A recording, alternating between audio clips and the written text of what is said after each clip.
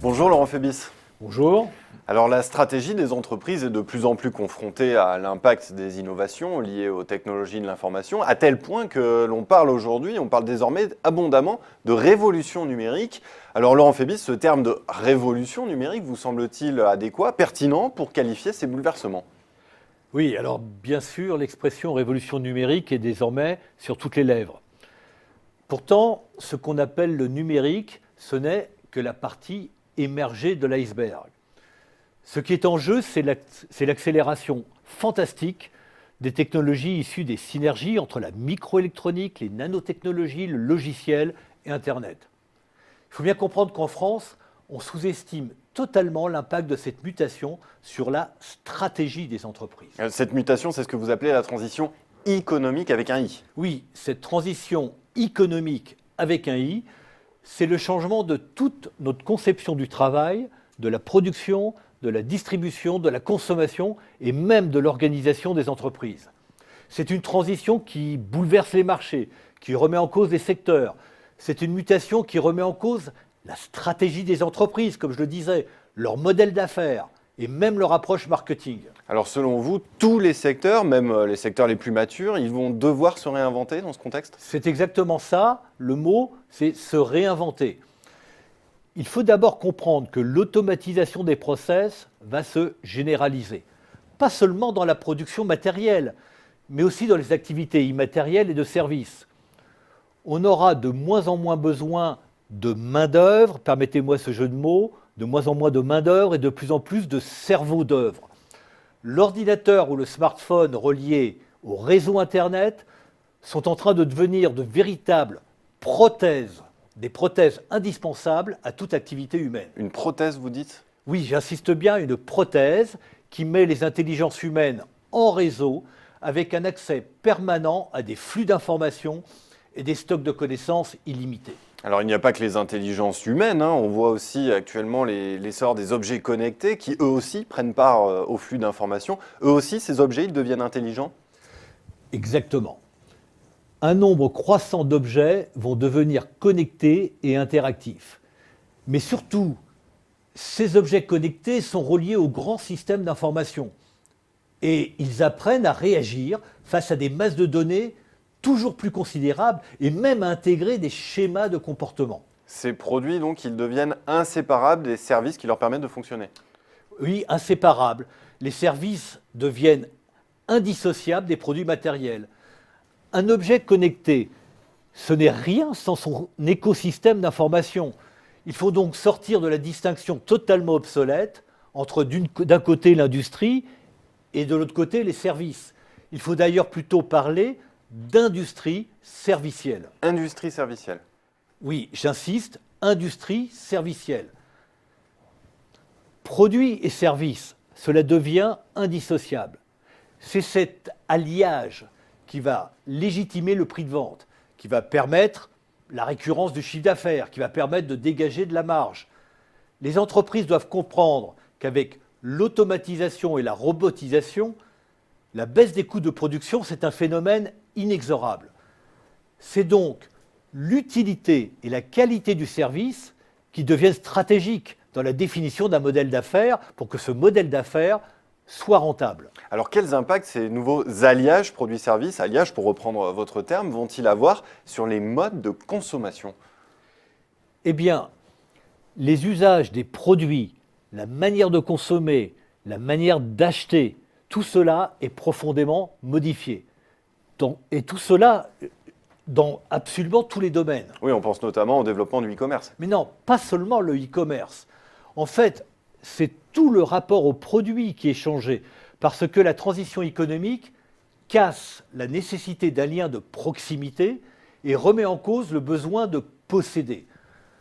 On pense bien sûr à la musique qui a été l'un des premiers secteurs à vivre cette révolution.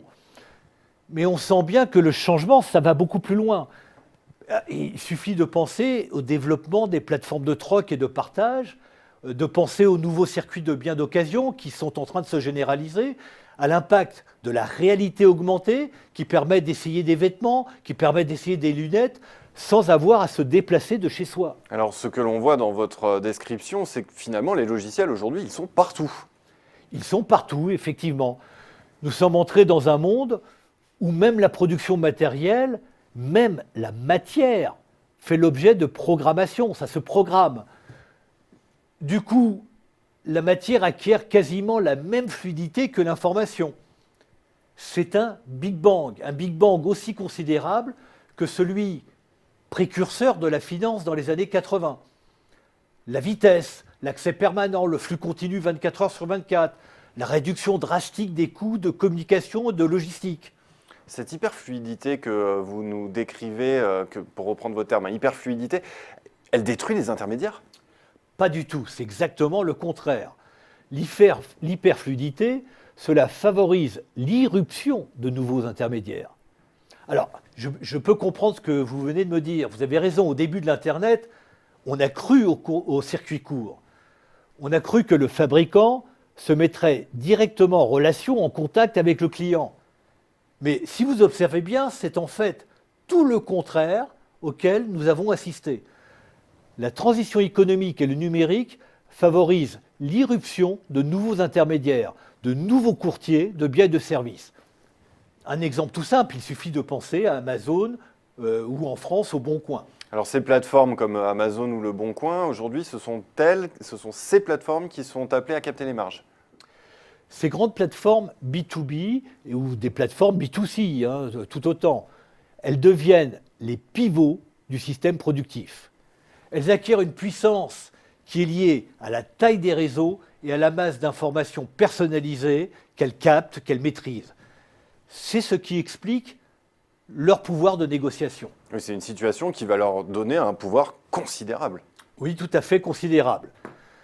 Dans la détection des marchés, dans la conception des produits, dans la personnalisation de l'offre.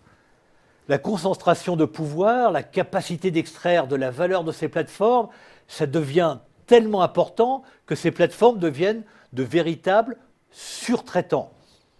Ces surtraitants, ils trônent au sommet du système de production, au sommet de la distribution et de l'information marketing. Et ça leur donne le moyen de capturer de la valeur grâce à cette rente informationnelle.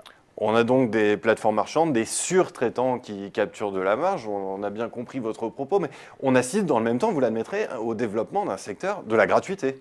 Oui, alors il faut que je revienne sur la baisse des coûts de fabrication.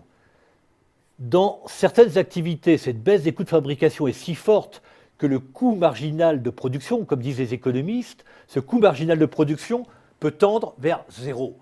Il est d'ailleurs nul pour une production dématérialisée. Alors bien sûr, on pense immédiatement aux produits d'information.